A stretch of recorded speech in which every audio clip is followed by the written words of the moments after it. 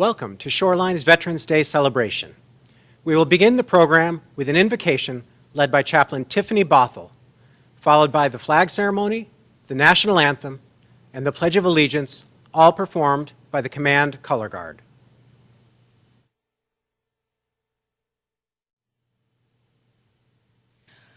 Almighty God, Father of us all, we, your servants, turn to you for a continuance of your blessings upon us. You have spared us veterans from the grasp of our enemies. Grant us the full understanding of your precious comfort. We thank you for the privileges of life and the blessings we enjoy through our graciousness in our country, the land which we are given the freedom of speech, religion, and the pursuit of happiness. Assist us to know you better and the wisdom to acknowledge you as the God of the universe and our ideal. In your mercy, may we, the living, find our peace. Grant us from above this day the challenge of high endeavor, the beauty of an humble spirit, the strong courage and will without exertion, to continue to glorify you, to praise you, and to love you to the end of time. Amen. Oh, can you see where the dawn's early light would so proudly we have had the twilight's last gleam, whose by stripes and bright stars through the perilous night, o'er the ramparts we watched were so gallantly, and the rocket's red glare, the bombs bursting in it, gave proof through the night that our flag was still there. Oh, sing us the star-spangled banner yet wave, for the land of the free and the home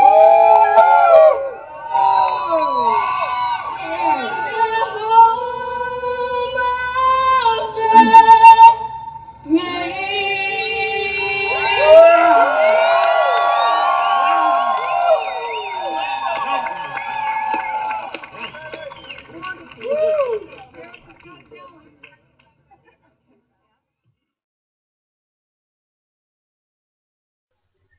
Ladies and gentlemen, please join me as we recite the Pledge of Allegiance.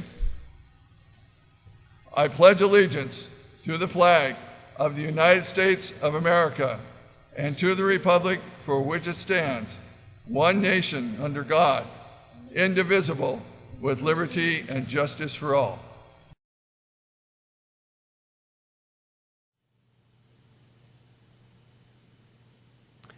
Welcome, and thank you for joining us for our 11th annual Veterans Day celebration. I'm Will Hall, Mayor of the City of Shoreline.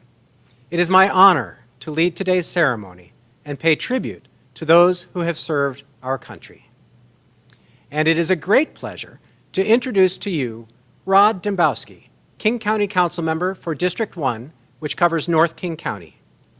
Councilmember Dembowski has served on the County Council since 2013 and has been a strong proponent for youth programs, improving access to transit, combating income inequality, and supporting families. He has also been a great supporter of veterans, and he helped play a big role in securing funding for this Veterans Recognition Plaza. Welcome, Councilmember Dembowski.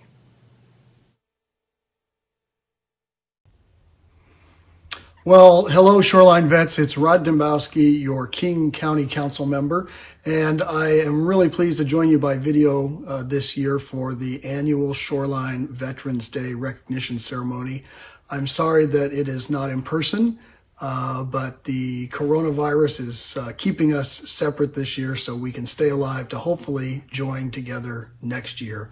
It's been a pleasure to serve as your council member on the King County Council now since 2013, and a true honor to be associated with the veterans organizations in Shoreline. I was pleased to secure some additional funding for the Shoreline Veterans Association for their uniforms and other needs to help with burials again this year, and just support the great work that everybody does in the Shoreline communities for veterans. Look, I want to ask you all to continue to wear masks and socially distance and not go out any more than you absolutely have to. That's important to come together as a fighting team to combat and eventually defeat this virus. And I also want to take a moment to thank and remember and honor a good friend to all of us, myself included, who we lost this year, and that's Dwight Stevens, of course.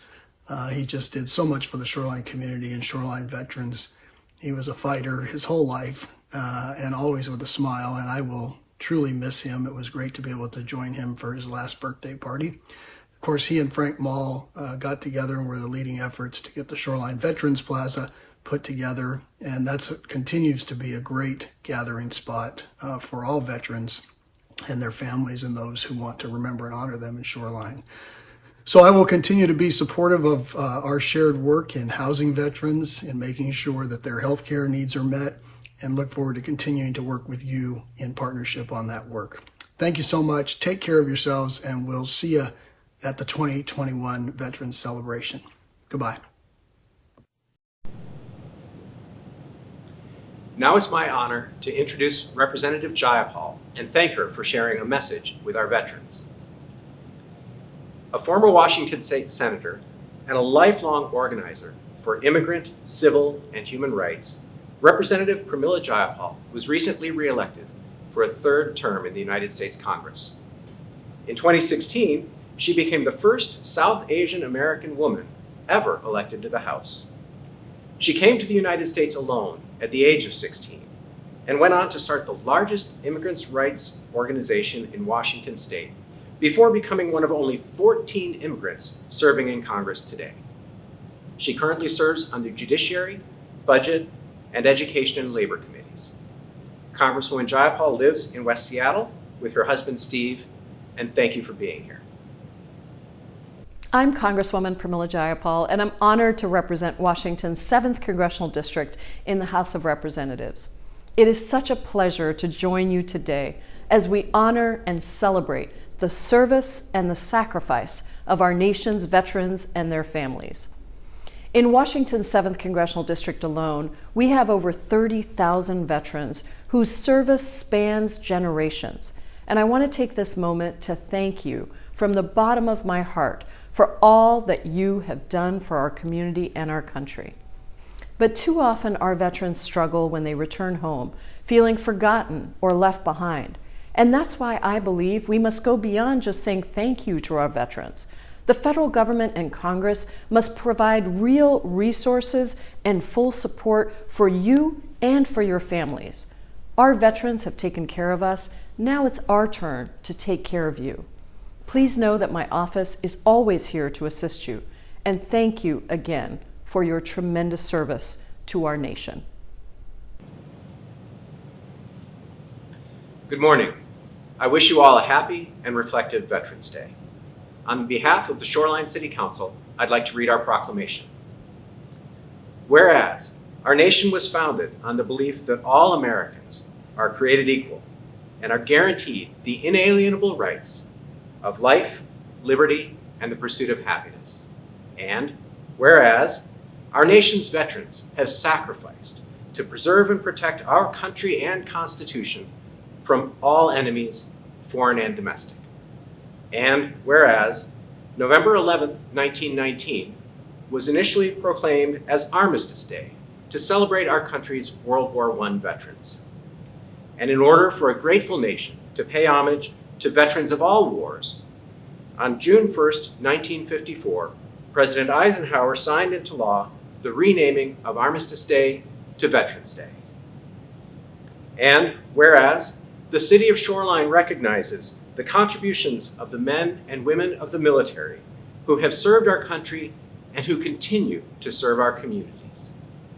And now, whereas on Thursday, November 11th, 2021, the Shoreline Veterans Association, in partnership with the City of Shoreline, will re-air 2020's Veterans Day celebration through a pre-recorded program due to the ongoing pandemic. Now, therefore, I, Will Hall, Mayor of the City of Shoreline, on behalf of the Shoreline City Council, do proclaim November 11th, 2021 as Veterans Appreciation Day in the City of Shoreline, and we urge all citizens to honor the sacrifices of the loyal and courageous veterans who have given so much for the cause of peace.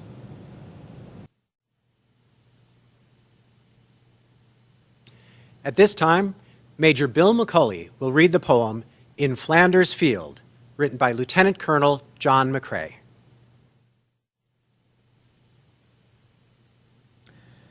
In Flanders Fields is a war poem written in 1915 during the First World War by Canadian physician Lieutenant Colonel John McCrae. Flanders was the site of fierce fighting in Belgium between the Germans, French, and Canadians. John McCrae was originally a lieutenant of the Canadian Field Artillery, serving as an artillery battery commander in the Second Boer War in South Africa in 1889 and 1900. In 1914, during World War I, he re-entered military service and was appointed as a major and medical officer of the Canadian Field Artillery. While serving in Belgium, the death of a close friend in a battle there inspired the poem In Flanders Field. It is one of the most quoted poems of that war. Its references to the red poppies that grew over the graves of fallen soldiers resulted in the remembrance poppy becoming one of the world's most recognized memorial symbols for soldiers who have died in conflict. In Flanders Fields, the poppies blow between the crosses, row on row, that mark our place. And in the sky, the larks, still bravely singing, fly, scarce heard, amid the guns below. We are the dead. Short days ago we lived, felt dawn, saw sunset glow, loved and were loved, and now we lie in Flanders Fields. Take up our quarrel with the foe. To you from falling hands we throw the torch. Be yours to hold it high. If ye break faith with us who die, we shall not sleep, though poppies grow in Flanders Fields.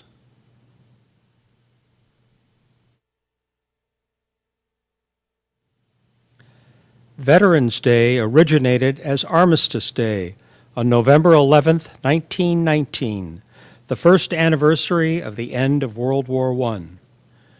Congress passed a resolution in 1926 for an annual observance, and November 11th became a national holiday beginning in 1938. On June 1st, 1954, President Dwight D. Eisenhower issued the first Veterans Day proclamation, which stated, "In order to ensure proper and widespread observance of this anniversary, all veterans organizations, and the entire citizenry will wish to join hands in the common purpose."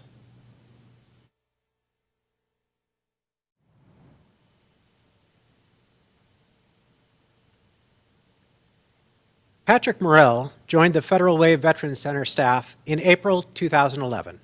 He brings 20 years of counseling and 20 years of military experience to eligible veterans going through socio-psychological adjustment. Transitioning from the military culture some years ago provided him with valuable insight to the challenges faced by servicemen and women today. Many veterans and their families are mentally and physically wounded and request counseling. Serving them in this capacity is a way for Mr. Morrell to honor and respect their service. Mr. Morrell served in the United States Army from 1978 to 1998. He was assigned to the 167 Air Defense Artillery, with the remainder of his military career in various air defense units and combat support companies. As a senior non-commissioned officer, he was responsible for the Emergency Tactical Operations Centers for the 35th Brigade Air Defense Artillery. As a first sergeant, for a time he was the last person to meet with soldiers before departing the unit. If they were separating from the Army, they were given a transition briefing that covered benefits and how to seek employment after the military. Mr. Morrell's educational background includes a Master of Arts degree in psychology from Chapman University and Bachelor of Arts in Psychology from St. Martin's University. He received a certificate of training from the Institute of Assistive Technology with the University of Washington, and he completed courses in management from Washington State University, as well as case management training with the Division of Vocational Rehabilitation and Management of One Stop Sites with WorkSource of Pierce County. His clinical internship was completed with the Tacoma Vet Center. The position as readjustment counselor at the Federal Way Vet Center allows him to continue to serve veterans who choose to serve our country. It is my pleasure to introduce you to Mr. Patrick Morrell.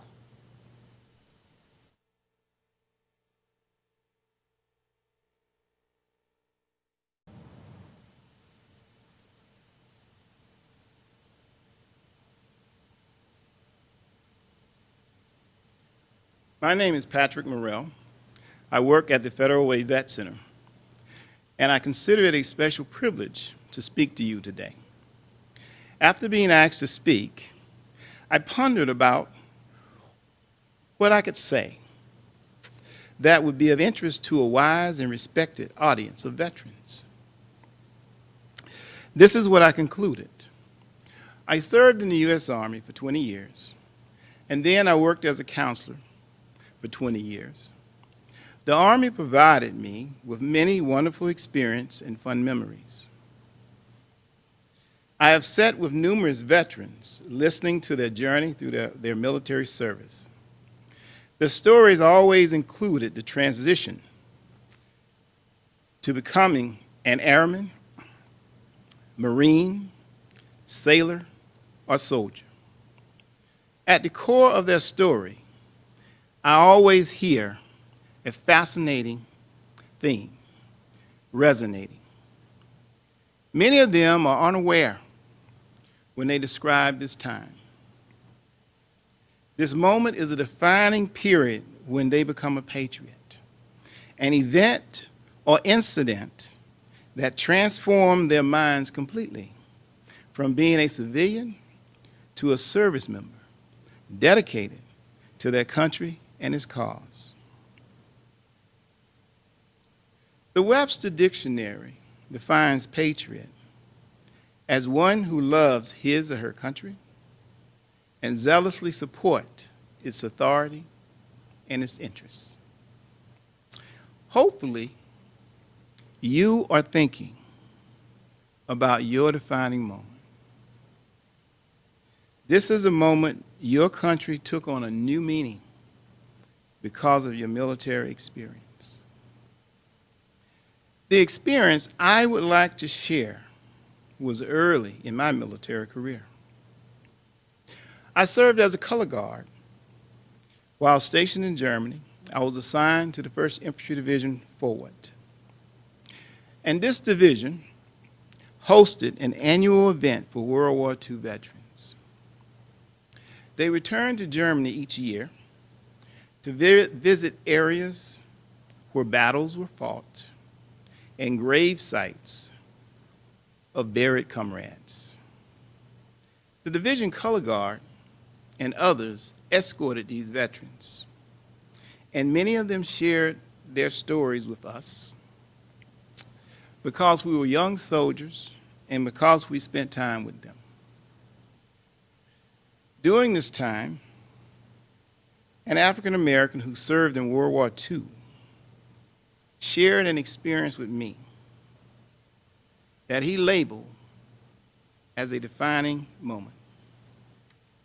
His unit was overran, and he was captured with several other soldiers. Early in the ordeal, just like we're trained, they circulated ideas of escaping. The Germans limited their ability to be together to avoid planning or any other support they might provide for each other. He did think about the idea of escaping and how it might work. Being an African American, he was not sure how this would play out in the middle of Germany. Walking through the dark forest, the snow was anywhere between your ankles and knees, he said. He recalled being cold, wet, and tired. But the most chilling thing was he did not know what was going to happen. Walking alone, he recalled thinking about the war, its meaning, and the deaths that he had seen. He thought about death, and he thought death was certain as they continued to move closer to the main German unit. As they were moving through the darkness, the German patrol escorting them was ambushed by American soldiers. He said everything happened fast, like it always does in these cases. But now he was surrounded by American soldiers. He remembered feeling ecstatic for a moment. But the feeling was short-lived and odd because of all the destruction he had witnessed. The feeling was perplexing.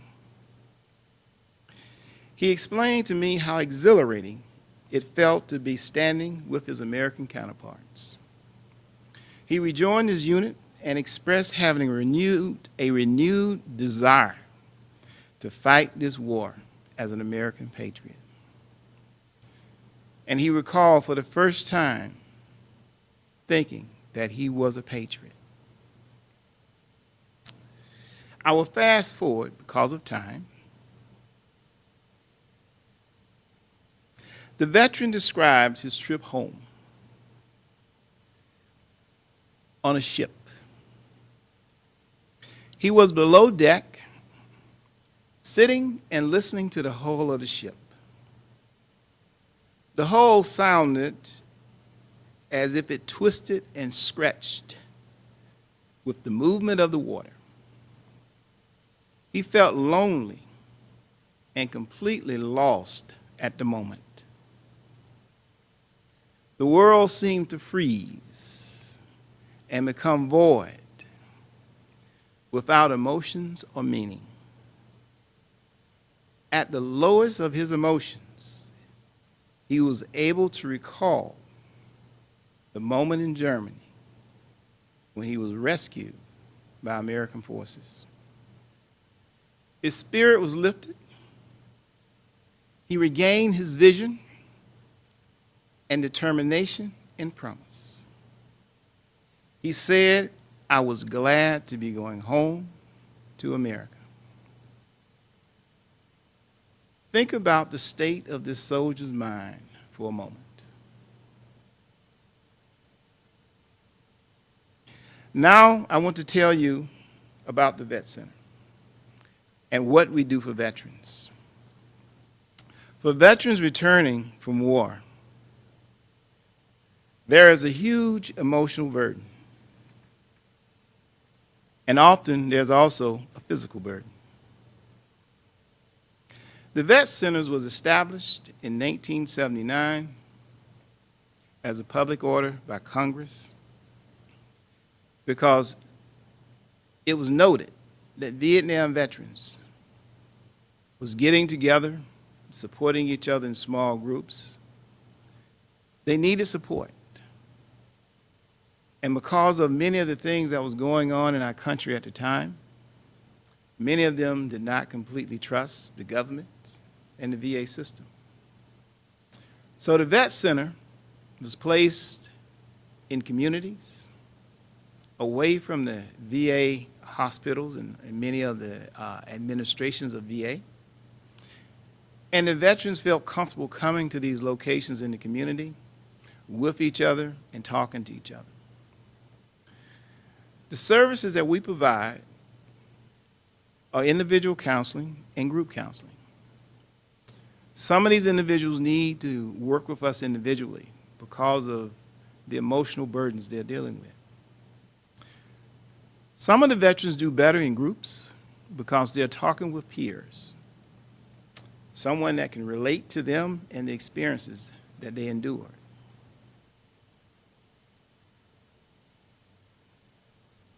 Women have always served in some capacity of our military service.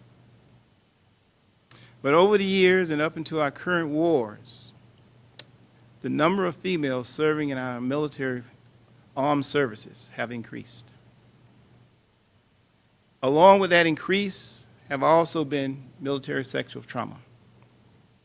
Military sexual trauma is not only toward females, but there's also males involved too.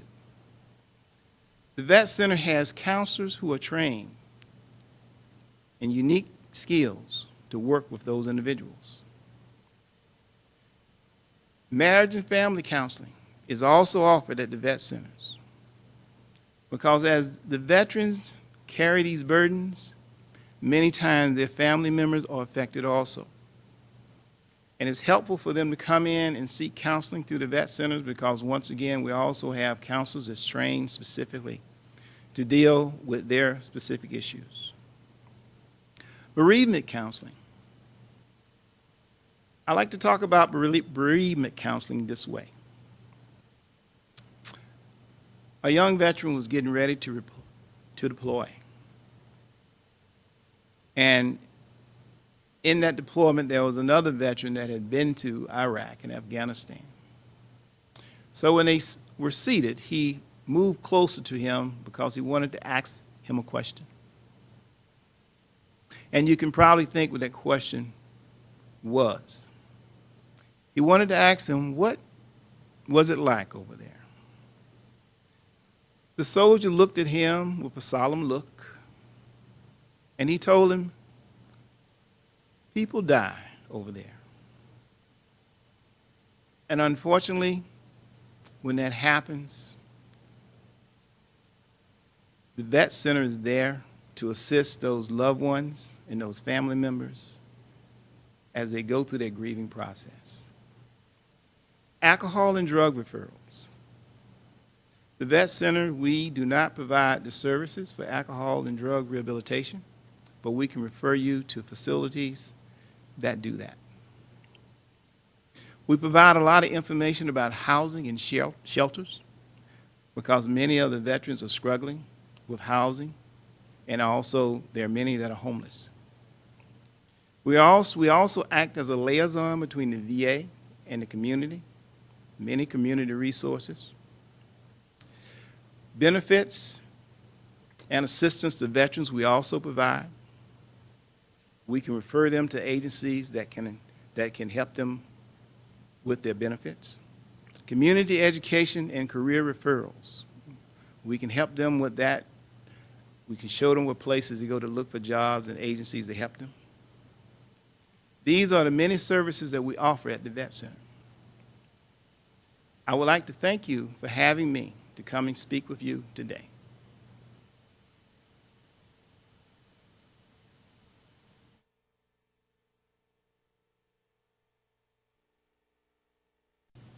I'd like to recognize a few things that have taken place here. This last year, we have lost 4 of our veterans here very close to us. We want to recognize the passing of Dwight Stevens, who is the original chair of the Shoreline Veterans Association, Thomas Hamilton, United States Air Force, and a member of our American Legion post, Petty Officer Jerry Pickard, who had been our historian and photographer for the American Legion post for a number of years and participated with us here in many events at the Shoreline Plaza. And just this past weekend, we've lost another veteran here in our community, Gerald Thady. He was a sergeant in the United States Air Force during the pre-Vietnam and Vietnam era. All of these members will be missed, and we want to remember them and continuing to support their families.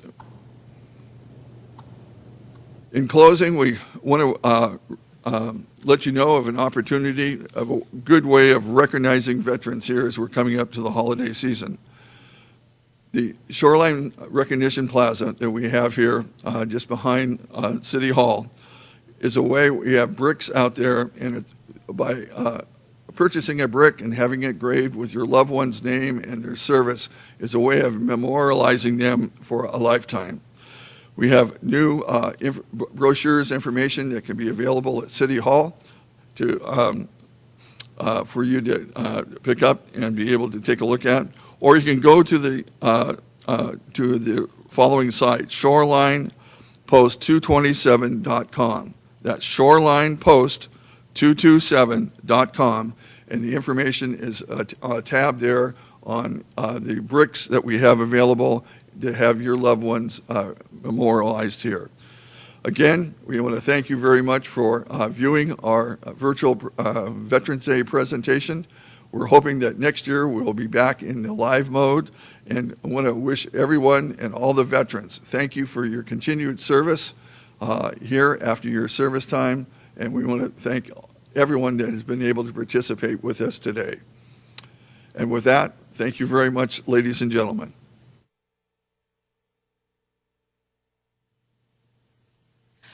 Our Heavenly Father, we ask that you will dismiss us with your blessing and grant that we may continually experience the calmness and serenity of heart and soul which comes from you. Make us useful servants in all things, and God bless our veterans and all our military on this day. In your holy name, amen.